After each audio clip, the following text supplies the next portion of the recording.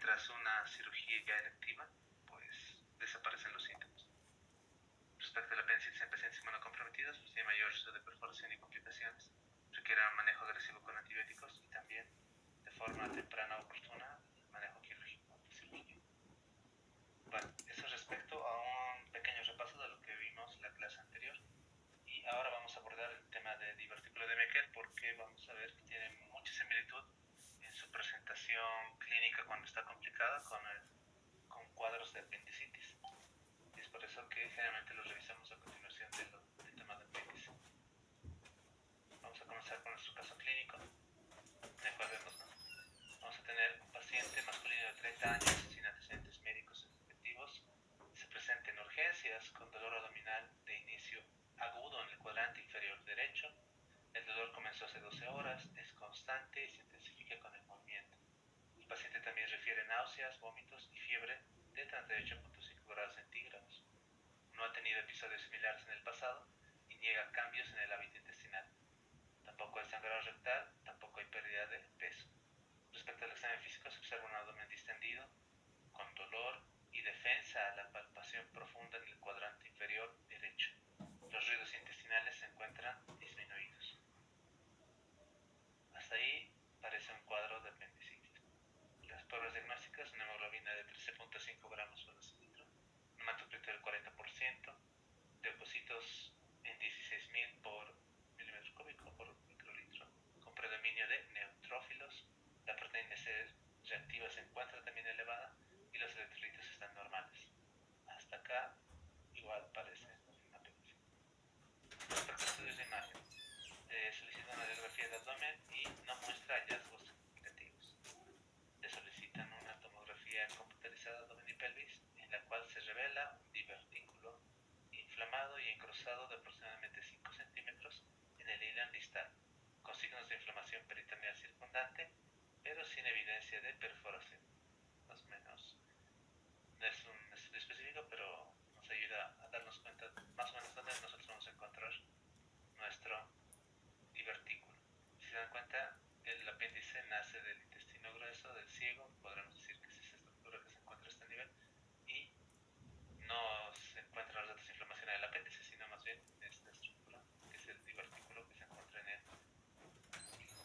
Bueno, nuevamente sí, con el anterior caso médico, en el caso clínico de la clase anterior, la tomografía pues, nos ayuda a identificar el foco de inflamación. Veamos. Eso es respecto a nuestro caso clínico, que lo vamos a resolver más adelante, conforme hayamos visto lo que nos presenta el texto acerca del divertículo de Meckel. Ahora vamos a tener nuestras 10 preguntas, las cuales tenemos 30 segundos para resolver cada una de ellas, y posteriormente pues vamos a comenzar con nuestra clase. Entonces tenemos 30 segundos a partir de ahora por pregunta.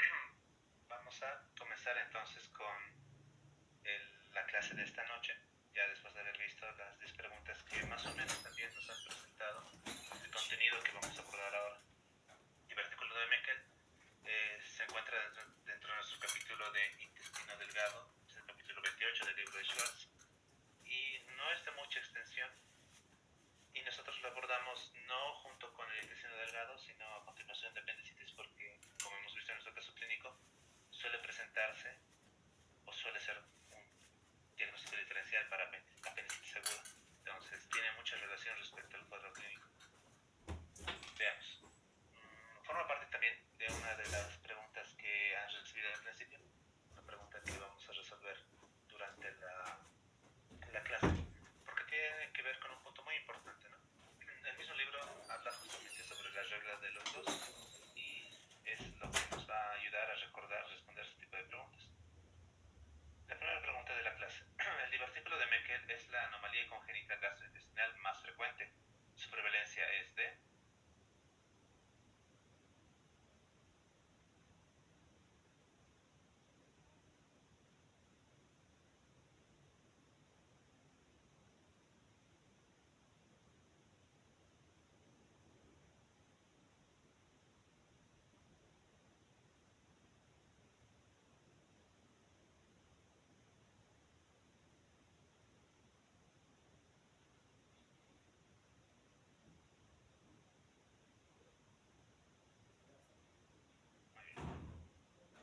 Sí, no, ya lo había mencionado al principio. 2%. Eso recordamos por las reglas de los dos. Esto se encuentra escrito en su capítulo 28, página 1246. Y vemos, dentro de las generalidades del divertículo de Meckel, recordamos que es la anomalía congénita más frecuente que se encuentra en el tracto gastrointestinal. 2% de la población en general como incidencia. Cuando hablamos de divertículos, y vamos a tener también un capítulo sobre divertículos en general, o la diverticulosis colónica, vamos a hacer una distinción entre divertículos verdaderos y los divertículos falsos. En este caso, el divertículo de Meckel es considerado un divertículo verdadero porque contiene todas las capas histológicas del resto del intestino delgado. Suele ubicarse a 100 centímetros de la válvula ileocecal. Esta es una imagen en la cual nosotros podemos ver el ileón distal y cómo encontramos este divertículo con un fondo ciego. O, bueno, en esta fotografía se ve que es largo. Aquí también podemos ver uno de menor extensión, pero de igual forma nace en nuestro ileón distal. ¿Qué características tiene este divertículo? Un 60% de los divertículos de Meckel en su interior van a tener una mucosa heterópica. ¿Eso qué significa? Es una mucosa que no debería encontrarse a ese nivel. De ese 60% de divertículos de Meckel, 60% tendrá mucosa gástrica. También hay un porcentaje que tiene signos glandulares pancreáticos, otros tendrán glándulas de Brunner, de duodeno, otros tendrán islotes pancreáticos, mucosa de colon, tejido endometrial y hasta tejidos hepatobiliares. Justamente la presencia de mucosa gástrica va a ser muy importante dentro de lo que vamos a revisar más adelante. Hay que recordarlo. Más de la mitad de los casos de divertículos de Meckel que tienen mucosa heterópica corresponderán a mucosa gástrica. Justamente hablando ya sobre las reglas de los dos, pues esta regla nos permite recordar la prevalencia, que es del 2%, el predominio masculino, que es de 2 a 1, contra el género femenino. La ubicación, esto para los americanos, ¿no? Ya que ellos manejan los pies como una medida de longitud. La ubicación a 2 pies proximales a la válvula ileocecal en adultos, o en centímetros, nosotros vemos 100 centímetros. La mitad de los pacientes sintomáticos tienen menos de 2 años. Entonces, esa es la regla de los 2. Es la imagen que nos presenta el texto en la cual se encuentra el ileón distal y aquí el divertículo de Meckel. Esa segunda pregunta. Normalmente el conducto onfalomesentérico se oblitera durante la 8ª semana del embarazo. Si no sucede así, o dicha obliteración del conducto es incompleta, se origina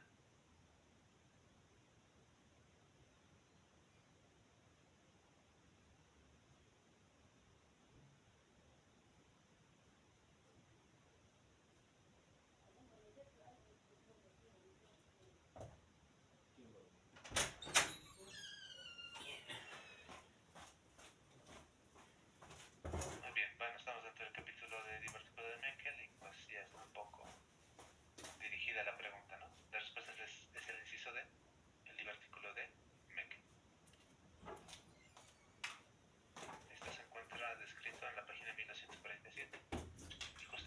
hablamos de la fisiopatología, pues vemos que a la 8ª semana de gestación existe lo que se conoce como el conducto onfalo-mesentérico o conducto vitelino. Este conducto suele sufrir una obliteración.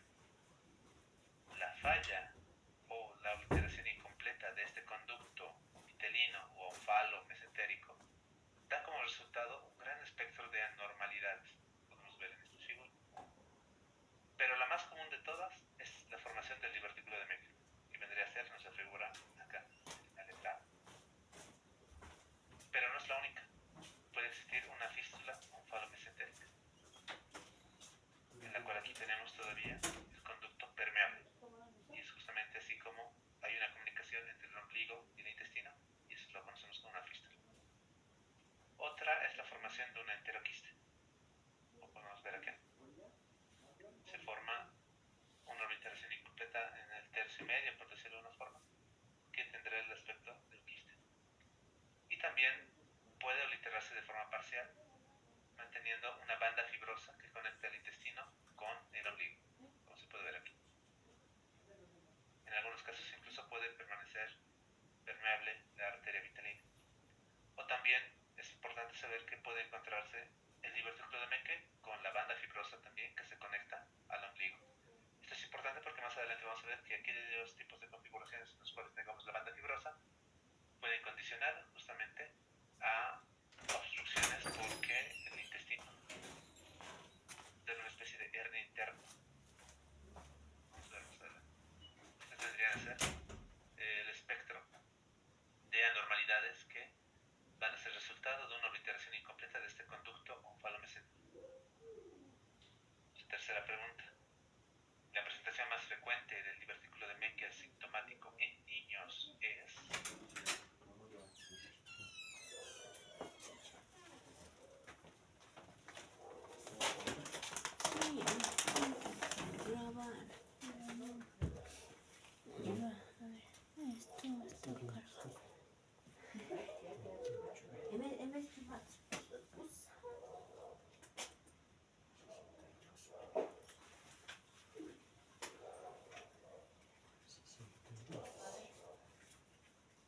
Efectivamente es el inciso B, el sangrado, crucificado en nuestra página 1247. Veamos, justamente si seguimos hablando, hablamos de dónde se origina el divertículo de Meckel, y pues su presentación realmente es por cuadros de hemorragia. A una luz, en el caso del ilio, por el ácido de una mucosa gástrica heterotópica. ¿Eso qué significa? Como se puede ver en esta figura y en el inciso B, nosotros tenemos nuestro divertículo de Meckel, que en su interior contiene mucosa del estómago. Y la mucosa gástrica lo que hace es frutas. Al encontrar ¿qué pasa el estómago? Pues erosiona, lastima e inflama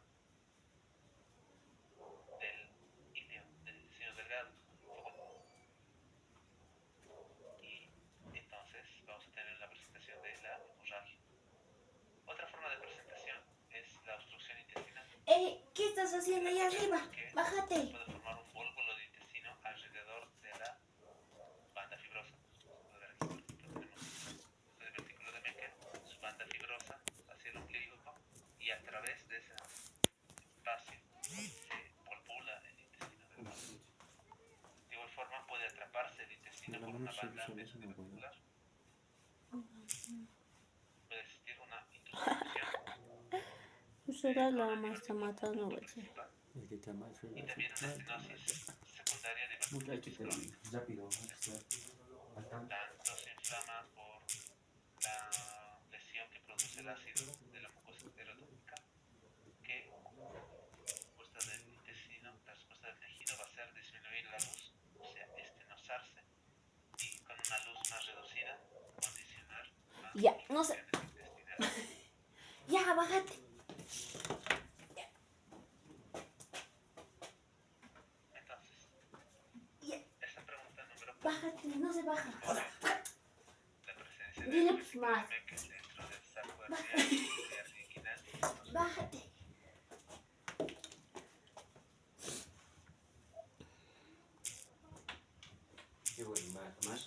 Más, ya te he dicho más.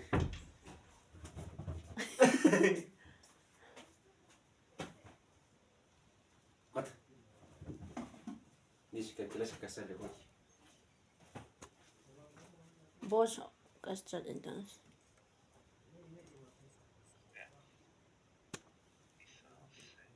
Existe también consenso.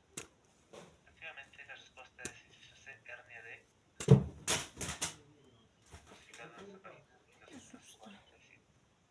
Justamente hablando de la hernia del íntere, tenemos que es la presencia del divertículo de Meckel dentro del saco de una hernia inguinal o también de una hernia femoral. Al atascarse esta hernia puede causar cuadros de obstrucción intestinal. Aquí podemos ver, ¿no?, los diferentes tipos de presentaciones. Puede ser solamente el divertículo, puede ser un asa junto con el divertículo. Y justamente cuando se produce una encarcelación, se atasca la hernia, pues puede producir un cuadro de obstrucción intestinal que puede perforarse incluso y producir cuadros de peritonitis.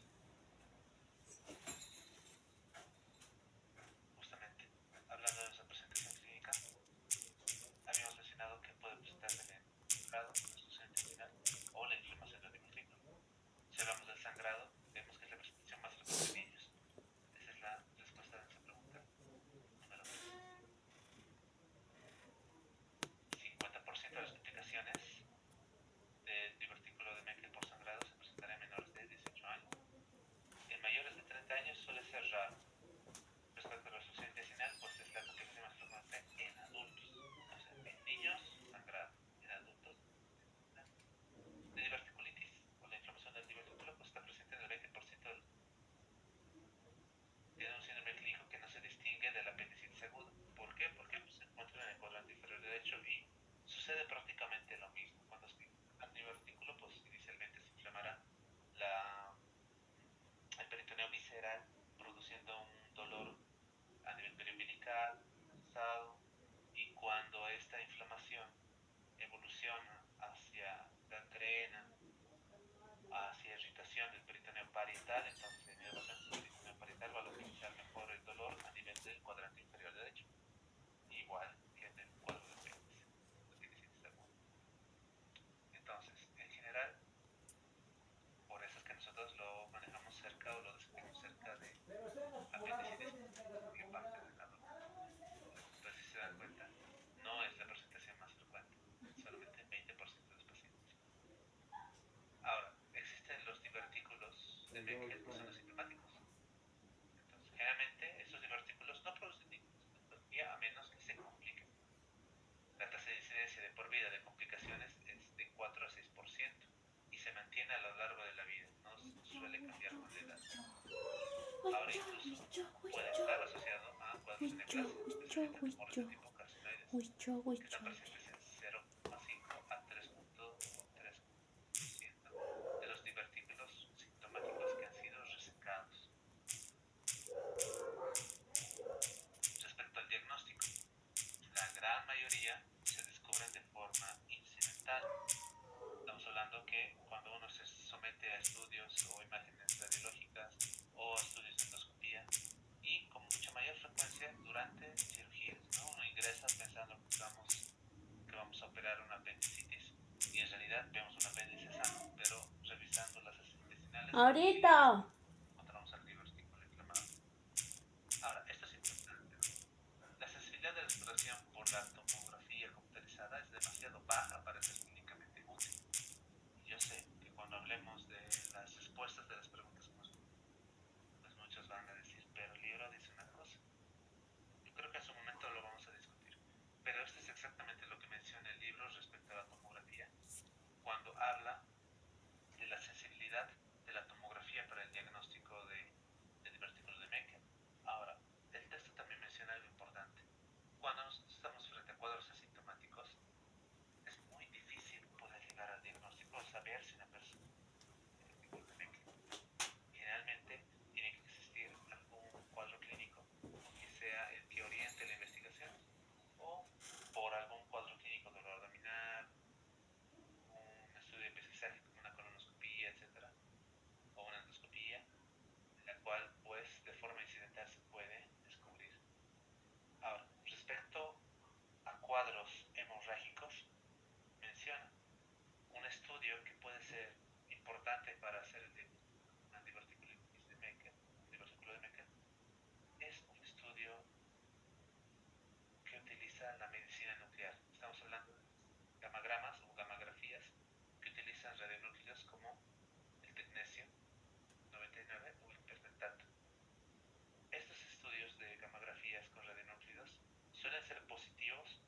contienen mucosa heterópica del estómago que capte el marcador, siendo que presenta una precisión del 90% en pacientes pediátricos y una precisión menor al 50% en adultos.